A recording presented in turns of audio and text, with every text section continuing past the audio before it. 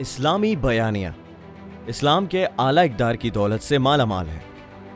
चुनाचे इसने नरमी और मशरू मुकारबत की हिकमत से बदसलूकी की दरंदगी और मुखालफत की मनफी रविश का मुकाबला किया है। इरशाद बारी ताला है, बुराई को उस तरीके से दूर करें जो सरासर भलाई वाला हो।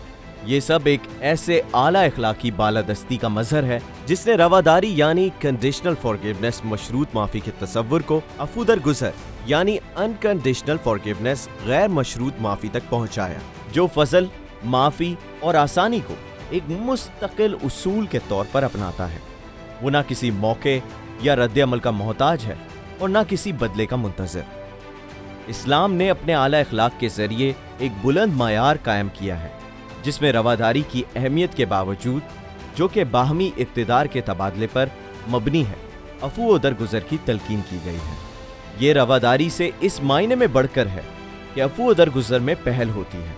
इसमें किसी बदले या रद्द अमल की शर्त के बगैर दरगुजर और माफ़ी के जरिए लोगों को करीब करके दिलों को जोड़ा जाता है। जी हाँ, इस्लाम में अफू व दरगुजर की कदर महज रवादारी की कदर से बुलंदतर है और दोनों में खैर और भलाई पाई जाती है। इरशाद बारी ताला है, बस आप खूबसूरती के साथ दरगुजर से काम लें। नबी करीम सल्लल्लाहु अलैहि वसल्लम से पूछा गया कि कौन सा ईमान अफजल है, तो आपने फरमाया सब्र और अफू व दरगुजर करना।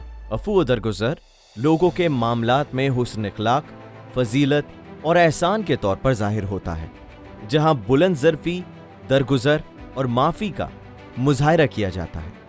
इरशाद नबवी सल्लल्लाहु अलैहि वसल्लम है, अल्लाह ताला उस शख्स पर रहम करे जो खरीदो फरोख्त में फराख दिल और नरम खूह हो, और जब कर्ज की वापसी का तकाजा करे तब भी खुश इखलाकी का मुज़ाहिरा करे।